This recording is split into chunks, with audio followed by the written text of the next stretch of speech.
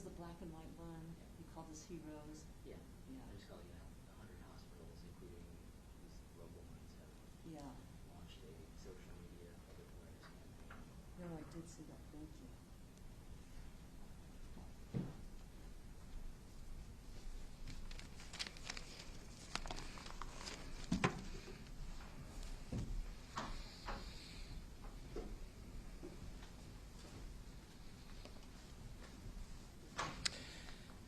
Good afternoon, everyone, and welcome to the COVID-19 update for Thursday, November 19th.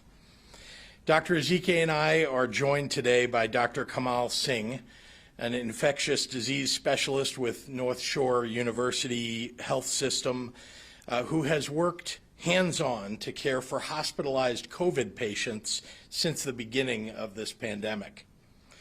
Tomorrow will be the first day of our statewide Tier 3 mitigation efforts. Outside of things you have to leave home for, like school, work, and groceries, we're asking everyone to stay home as much as you can. This is a temporary thing that we can do to reduce the spread of this virus in our communities. That will give our healthcare workers some relief and ensure that there will be hospital beds and doctors and nurses available for emergencies. One thing you can do to further assist our hospitals is to donate blood. Fewer people than usual are giving blood during this pandemic, yet there are still patients in need of transfusions, including those who need surgery, are undergoing cancer treatments, have chronic conditions such as sickle cell, or for those who experience accidents or trauma. Blood collection is especially low around the holidays in normal times, and then add a pandemic on top of that. We need your help.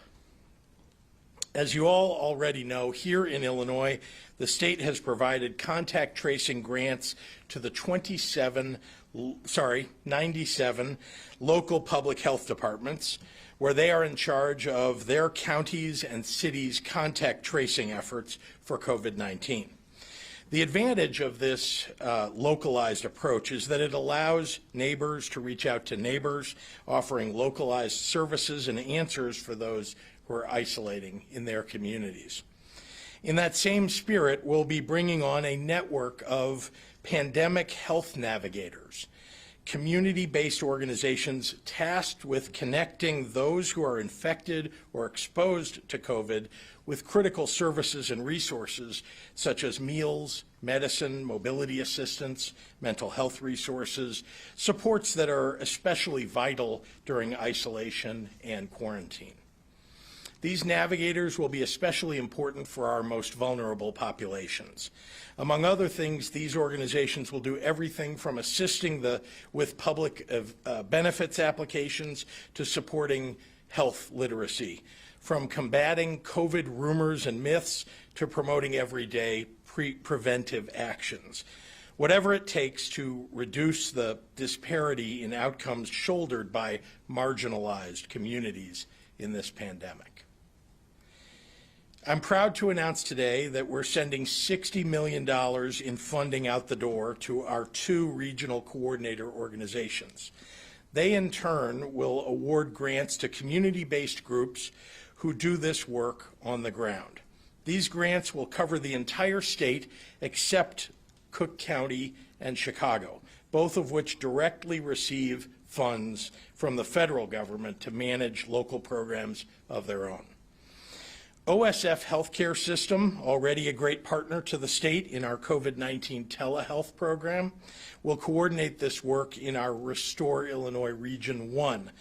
And the Illinois Public Health Association, with a special focus on federally qualified health centers, will coordinate efforts in Regions 2 through 9. Both organizations will be bringing on numerous local partners to support those who need assistance. They will also help us reach some of our most at-risk groups in this pandemic. That includes rural communities, Black and brown communities, elderly residents, people at or near the poverty line, undocumented immigrants, people experiencing homelessness, LGBTQ individuals, people with disabilities, disconnected youth, people with limited English proficiency, really anyone who has few existing support mechanisms that could benefit from a little help navigating this pandemic, because nobody should have to go this alone. Through this partnership, these groups will receive direct funds from our regional coordinators for additional hiring. So we'll be creating jobs while we're addressing our public health challenges. If you're a leader of a deeply rooted grassroots organization outside of Cook County who might be able to take on this work, we have a link on our Department of Public Health website to submit your information to our regional coordinators. Just visit dph.illinois.gov/COVID-19.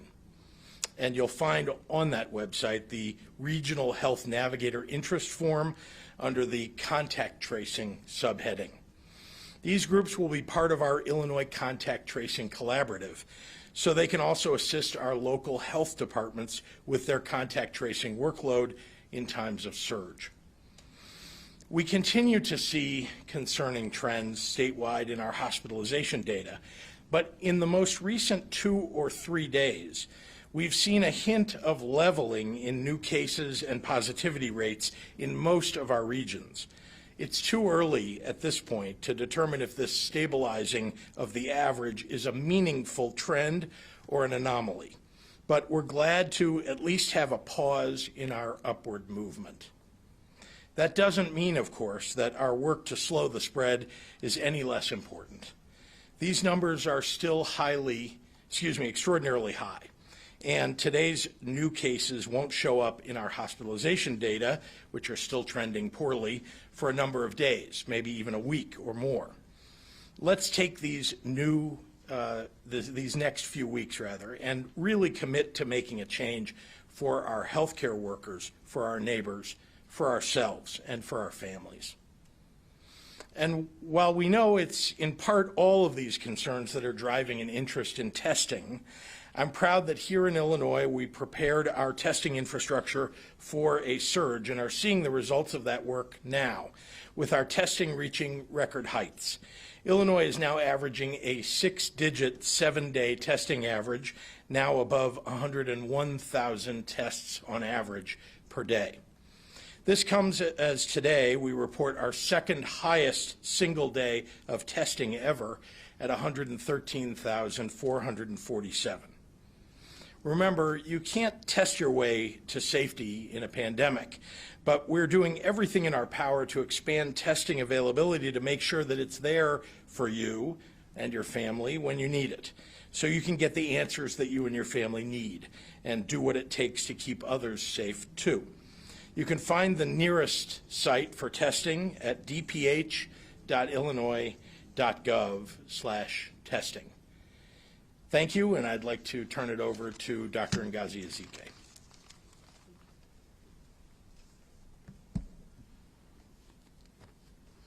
Good afternoon, everyone. Every day we provide the number of tests that were reported in the past 24 hours. And as the governor just mentioned, today more than 113,000 tests have been reported, for a total of almost 9.5 million tests since the beginning of this pandemic. And we've been seeing the number of tests steadily increase, which is great, and I want to encourage everyone to continue to pursue testing. It is through testing that we actually identify who has the virus and identify individuals who may have been exposed so that they can quarantine and prevent further spread. However, as the governor just mentioned, I have to remind you that if you've been in close contact with someone who has tested positive, you do need to quarantine for the full 14 days. Getting a negative test result at day 4 or day 6 or even day 9 does not mean that you no longer have to quarantine for the remaining days to make 14. It can take in some instances up to 14 days for the virus to express itself in an individual and register a positive test. So even if you got tested every single day from the date that you were exposed, you could receive a negative test on day 1, 2, 3, all the way up to day 10. But then on day 11, you could test positive then. And that's the reason that we say that you have to maintain this quarantine. Of course, we know that most people will show up positive earlier, but we don't want to take that additional risk. If you've been in close contact with someone who has tested positive, please quarantine for that full 2 weeks. I've been hearing people talk about wanting to get tested in advance of the Thanksgiving holiday, hoping that if they test negative, that means that they're good to go and okay to gather with friends and family, including their elderly relatives. That only works if you haven't exposed yourself to anyone in the 14 days from when you got tested to when you meet up with your friends and family. So when you are around other people, you can be exposed to the virus at any time. So while I do want to encourage people to get tested, just remember a negative test does not get you a free pass to celebrate Thanksgiving in person. The safest way to celebrate with your loved ones and your cherished elderly relatives is to do it virtually. Today we are reporting 14,612 new cases and 168 additional deaths. That includes individuals in their 30s, 40s, 50s, as well as individuals over 60. This brings the total number of cases in Illinois to 621,383 and the number of deaths to 11,178. Overnight, 6,037 individuals were in the hospital with COVID-19. Of those, 1,192 were in the ICU and 587 were on ventilators. My fear is that the number of cases, hospitalizations, and deaths will spike even further in the weeks after Thanksgiving because people spent that holiday together, mixing households. I don't want anyone to have to look back and say, if only we didn't have people over for Thanksgiving, such and such, or so might still be here for New Year's, or Christmas, or Hanukkah, or Kwanzaa. 2020 is definitely a year like no other, and as such, this Thanksgiving holiday has to be celebrated like none other. But it's not forever. I'd like to remind everyone that this is a time-limited sacrifice. The more we can reduce the spread of the virus now, then when a safe and effective vaccine does come out, and it looks like it may be coming soon, the quicker we can then get back to normal. Please, let's do what we know is right. We're almost there. Celebrate in person with those in your household and virtually with others, and we will look forward to much normal celebrations in the years to come. Thank you. Hola y buenas tardes. Cada día compartimos la cantidad de pruebas hechas en las últimas 24 horas. Hoy se reporta más de 113,000 pruebas hechas, para un total casi de más de 9.5 millones de pruebas aquí en Illinois. Hemos visto la cantidad de pruebas aumenta frecuentemente. Eso es buena noticia. Quiero animar a la gente que se hagan las pruebas para COVID-19. Las pruebas identifican dónde está el virus y a las personas que pueden haber estado expuestas para que puedan ponerlas en cuarentena y evitar una mayor propagación. Sin embargo, quiero recordar a la gente que si ha estado en contacto con alguien que dio positivo en la prueba, debe ponerse en cuarentena durante 14 días completos. Obtener un resultado negativo en la prueba después del día 4 o el día 6 o el día 10 no significa que ya no tenga que ponerse en cuarentena. El virus puede tardar hasta 14 días para entrar al sistema de una persona y registrar en una prueba. Si se hace la prueba todos los días después de la fecha en que estuvo expuesto, podría recibir un resultado negativo todos los días, de 1 a 10, pero el día 11 la prueba será positiva o también podría ser al día 14. Es por eso si ha estado en contacto con alguien que dio positivo, debe estar en cuarentena durante 14 días completos. ¿Ha escuchado a personas hablar sobre querer hacerse la prueba antes del Día de Acción de Gracias con la esperanza de que si dan negativo, eso significa que está bien reunirse con familiares y amigos? Eso solo funciona si no ha estado expuesto a nadie en los 14 días desde que se hizo la prueba hasta que ve a sus amigos y familiares. Cuando está cerca de otras personas, puede exponerse al virus en cualquier momento. Entonces, si bien quiero animar a las personas a que se hagan la prueba, pero una prueba negativa no le da un pase gratis para celebrar el Día de Acción de Gracias en persona. La forma más segura de celebrar y agradecer este año es hacerlo virtualmente. Hoy informamos 14,612 casos nuevos y 168 muertes adicionales. Esto trae el número total de casos aquí en Illinois a más de 621,000 y el número de muertes a más de 11,100. 6,037 personas estuvieron en el hospital con COVID-19. De ellos, 1,192 pacientes estaban en la unidad de cuidados intensivos y 587 personas estaban en ventiladores. Mi temor es que la cantidad de casos, la gente en el hospital y muertes aumenta más en las semanas después del Día de Acción de Gracias, porque la gente pasaron el día juntos con mucha gente. Odiaría que la gente mirara atrás y dijera, si no tuviéramos invitados para el Día de Acción de Gracias, todavía estarían con nosotros para disfrutar de la Navidad, Hanukkah o Kwanzaa. 2020 es un año como ningún otro y esta temporada navideña no será como ninguna otra. Me gustaría recordarles a todos que este es un sacrificio solamente para ahora. No siempre será así. Si podemos reducir la propagación del virus ahora, cuando salga una vacuna segura, más rápido podremos volver a la normalidad. Por favor, hagan lo que sabemos que es correcto.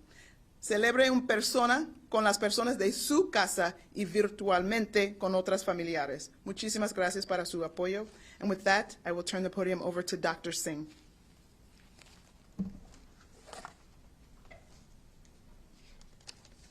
Thank you, Governor Pritzker, Dr. Ezeki, for inviting me to be here today. Again, my name is Dr. Kamal Singh, and on behalf of all of my colleagues at North Shore University Health System, we'd like to thank you for your leadership in these very difficult times. I've prepared a short statement on 3 important points. The first is healthcare capacity and healthcare workers. Let me begin by clearly stating that our hospitals and staff, including hospitals around the state and country, are close to a breaking point. At North Shore, we admitted our first COVID patients on March 8, and since then, we have not stopped. I will segue for a moment and mention that the first cases that we had was a wonderful older couple that had just returned from an overseas holiday with COVID symptoms. As is common with this virus, the wife recovered and was discharged home well, but her husband got worse at week 2 and was eventually put on a breathing machine. He expired 1 week later. This was a traumatic and a significant realization for me that this is truly a lethal virus and that we will lose many more patients. Our second surge began a month ago today, and we are filling hospital and ICU beds at North Shore and around the state at an exponential speed. Our staff are already exhausted after 9 months of a physical, mental, and emotionally exhausting battle. I know at times that numbers can just fly over our heads, but to put it in simple terms, 1 in 5 hospitalized patients will die of COVID-19 infection.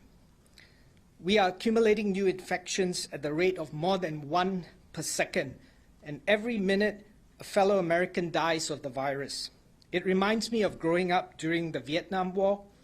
I could never wrap my brain around the numbers of soldiers' lives lost, but the pictures were terribly compelling. Unfortunately, I can't show you pictures of the suffering of our patients, but hopefully you can tell from the tone of my voice that this is a real human tragedy.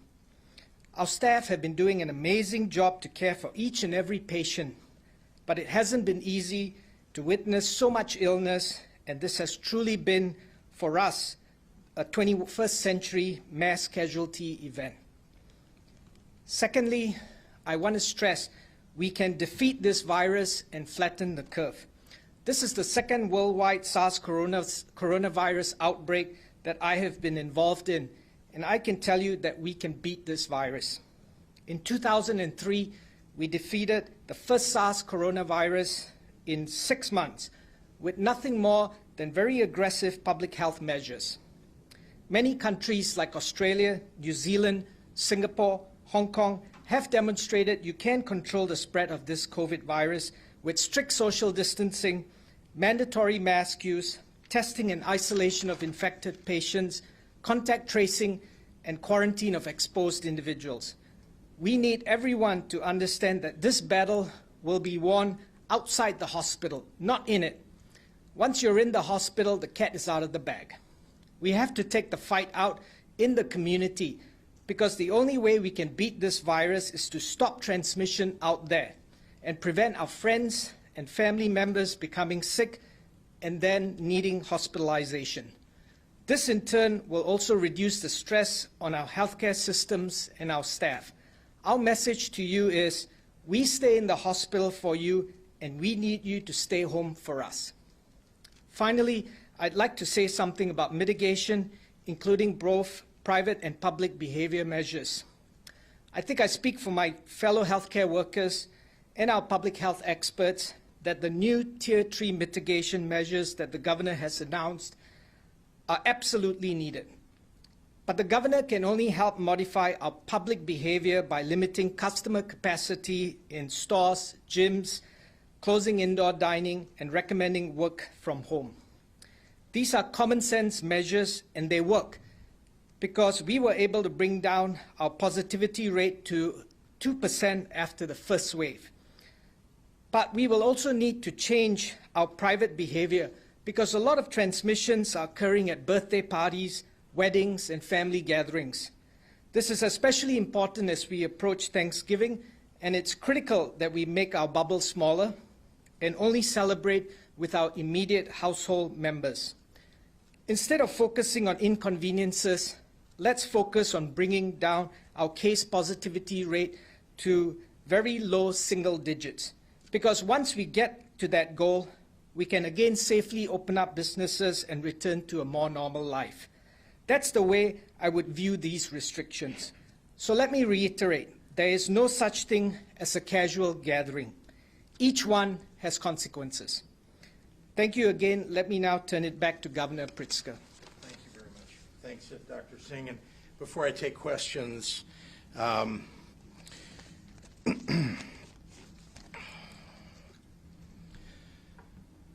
every day I stand up in front of you and try to answer questions as honestly and openly as I can.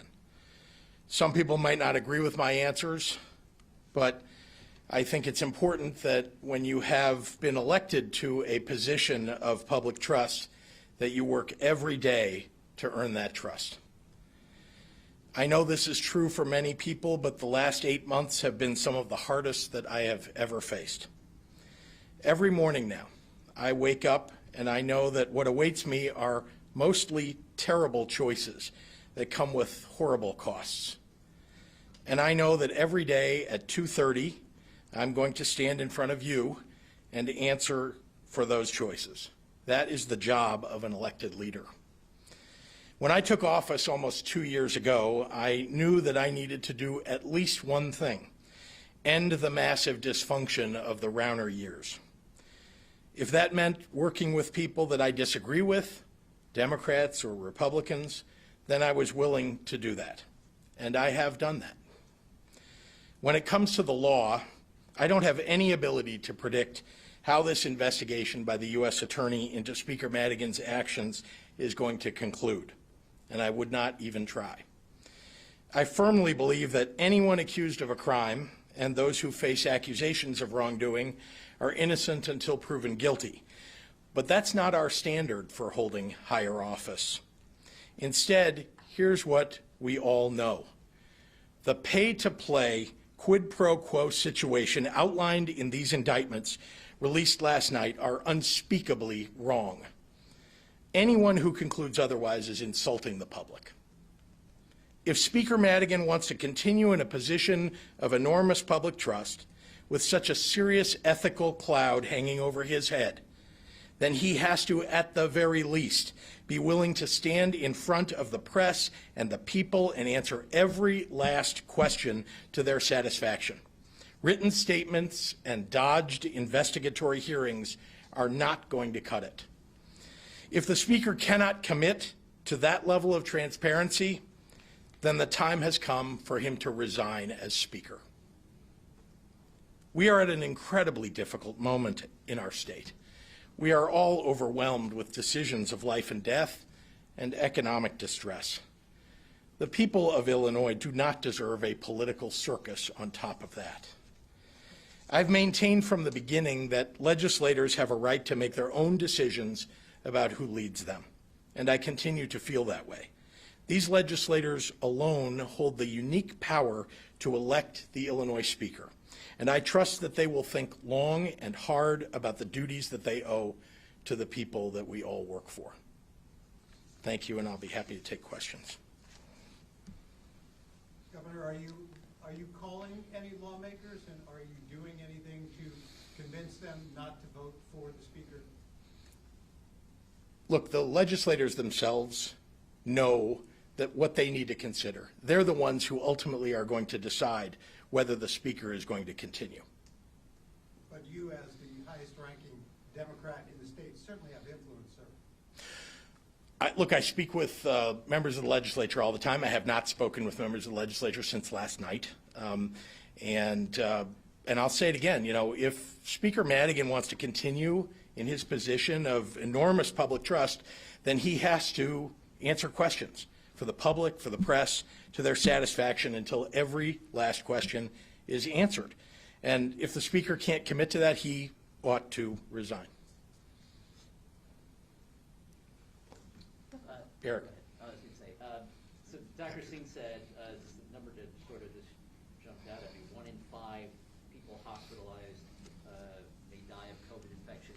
Do we know what that figure is in Illinois specifically?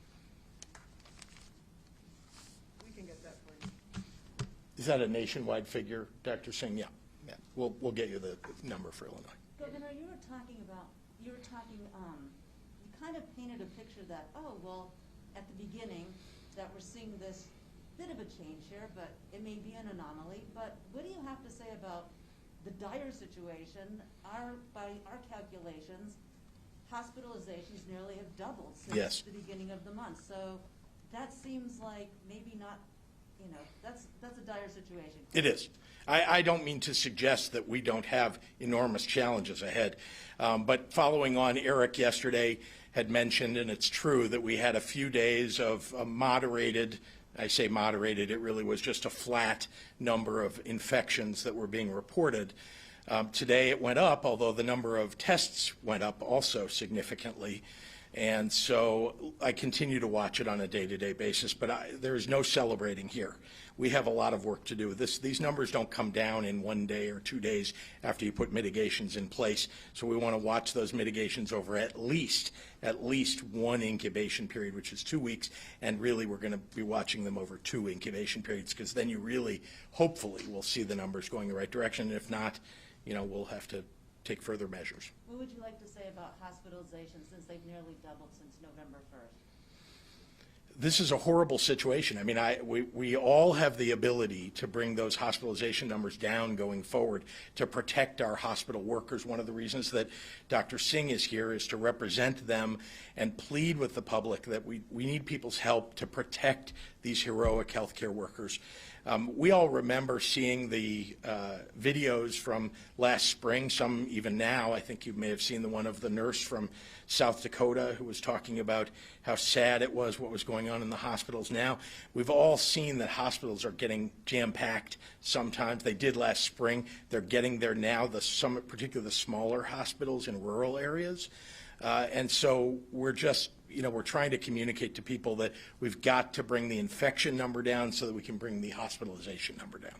Even with a flattening of cases, even if there is a flattening of hospitalizations in the next few weeks, I mean, we're hearing from hospitals that workers are being asked to come in on their days off. They're working Yes. extra shifts, longer days. I mean, how long can just the hospital worker system sustain this pace? Do you have an estimate? I can't estimate that. I mean, I will say that many of them are working double shifts. Many of them are working longer hours than they normally do. We're certainly searching, trying to help them, finding staff across the country wherever we could. You know that I issued an executive order that allowed people to come into the healthcare industry who are either just on the verge of getting their degree so that they could come to work, or people who have retired and are willing to come back, and we'll give them back their license in order to do that. So we're doing everything we can to expand the pool, and then the hospitals themselves, which are responsible for managing the number of people that they can fit in the hospital and the staffing, they're doing a lot of the work right on the front lines. Despite the CDC guidance today on Thanksgiving travel and your guidance for Illinois, I think AAA is estimating 50 million Americans still hitting the roads. What's your message? Be safe. I mean, look, I would rather you stayed home. We all would rather that you stayed home. The people who are planning to hit the road to go visit somebody for Thanksgiving, it is much safer if you would do it over Zoom just this year. Just this year. I really believe that we have the opportunity with the vaccines that are coming and with the treatments that are coming, that next year will be so much better, that we'll be hopefully back to where we were last year, where people could feel safe going to their Thanksgivings together. But just for this year, please stay home. We'll do one more in the room and then we gotta go online. Can we talk to the doctor? too? Of course. Doctor, can you spell your first and last name, make sure we have that correct? Sure. First name is Kamaljit, spelled K-A-M-A-L-J-I-T. Last name Singh, S-I-N-G-H. J-I-T-S-I-N-G-H? Yes. Okay. You started off by saying the healthcare system is at a breaking point. Can you describe what you're seeing, what you're experiencing, staff members, doctors, nurses? Are they exasperated at this point? They are. Well, so the thing that's, as I mentioned, that's most compelling to them is that this is something that's preventable. It's a public health emergency. So, if you maintain your social distance, if you wear your mask, wash your hands, avoid the crowds, you can actually prevent this infection from occurring. And if you can prevent it, you stop yourself from getting into the hospital. And that part of it is where the frustration is we hear about people attending birthday parties, going to weddings, and then spreading it to their family members, those family members ending up in the hospital. So that's one frustration, is that we see it and we say, oh my God, you shouldn't even have been here.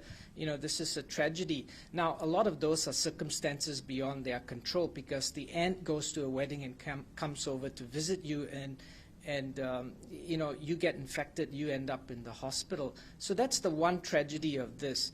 The second thing is we are also part of the community. So this has a personal impact on all of us. And unfortunately, if you look at the data throughout the country, including here in Illinois, the majority of these deaths are occurring in elderly patients. And we have to watch them slowly die right in front of our eyes, when acute care hospitals are really designed to make people better and get them home quickly. But we know that with this virus, it is going to do what it wants to do. We have a few tools in our armamentarium now, which we didn't have before, so that's a huge blessing in itself. But still, unfortunately, this is often a battle between the patient and the virus, and someone's going to win it. We're just there to try and support them as much as possible. And then finally, yes, we are exhausted. We have been doing this for 9 months. And it does wear on us because, it's emotionally taxing, it's physically taxing, it's mentally taxing, because it's unrelenting. And in many instances, there's very little we can do. other than to let the disease take its course. And that is also tragic, and it's not something that most of our colleagues are used to seeing. Not to mention that even some of our own colleagues have come down with the illness, and we've had to look after our own fellow colleagues, and that's also traumatic in itself. So overall, we want to see this stop. And the best chance of doing that is to understand that this is a public health problem, and it is preventable. Many countries have shown without vaccines and fancy drugs that we can control it. Let's do that and focus on getting our rates down, because once they're down, you can go back to the normal life that you had before. Thank you. All right, thanks, guys. Mike Militich from Quincy Media. Governor, who do you feel is the most fit to replace Speaker Madigan in January? Well, that's certainly a decision that will be made by the legislators themselves, the House members. They're going to certainly vote on that. I think that vote is in early January. But I will work with whoever it is that becomes the Speaker of the House. Dr. Ezike, with regards to hospitalizations, are we seeing long stays in the hospital, shorter hospitalizations, or are people spending about the same time in the hospital with COVID as they were last spring? Yeah, and Dr. Singh can speak for his hospital, but it looks like there's a little bit more rapid turnover, which may be a good sign, saying that people maybe aren't all getting as sick as they were before. And of course, we know that that's due to the fact that we've learned so much from that first wave in terms of caring for patients and more effective treatments. We know that there are ways that we can prevent some of the sequelae, like the clotting abnormality, the thrombotic complications. We do have some meds that, if administered early, can shorten the hospital stay. That is what remdesivir has been proven to shorten hospital stay. So that means if you get it, you might be able to turn around quicker and empty that bed so that fortunately another patient is waiting to take that bed. But we do think that's the case, and I'm sure maybe you're seeing the same. Shia Politico, Governor, can you talk about the balancing act you and other governors face in wanting to wrap up mitigation without angering or upsetting the residents you serve? Wanting to wrap up? Ramp. Oh, ramp up. Thank you. Thank you. Yes. First of all, my number one consideration is not whether someone's going to get angry at me. It's whether I can save a life or save the lives of people who are potentially going to get sick. And so that's what I think about every day. And, it's frankly, obviously I listen to the people in industries who are affected by mitigations. I listen regularly to people who are concerned about, the restrictions that they feel have been placed upon them. But, I'm not the one in the end who is causing these restrictions to be imposed. Truthfully, this virus is taking people's lives, and it's my job, it's Dr. Ezike's job, Dr. Singh's job, actually, though he doesn't work for the government, but it is our job to keep people alive so that we can get to the other side of this. And we are close, folks. We are close. I mean, you can see the vaccines are coming, and if you could just hang on, just wear your mask, keep your distance, get a flu shot, we're going to get there. Jim Leach at WMAY. Will all state workers who can do so be working from home as of tomorrow? How will that impact operations at agencies like IDES? We're trying to, have similar rules for state government as we have for offices, for example, in our mitigation plans. There obviously are certain circumstances where you can't ask people to do that because we have a duty to serve people in our state. So we don't expect that there will be any ramping down of people who are serving those who are seeking unemployment benefits. We continue to whittle down any backlog at IDES. Dan Petrella at the Tribune. How does the weakened position of Speaker Madigan affect your ability in the short term to negotiate with legislative leaders on solutions like a budget shortfall? Well, I don't think it has an enormous effect in the short run. We are continuing to have meetings. I am with a variety of legislators, the leaders individually as well as collectively. So, we're putting together a plan. That plan will be something that will, I hope, garner support from both sides of the aisle. But, whatever it is, we're going to get it passed by the legislature because we need to. All right, that's all we got. Thank you.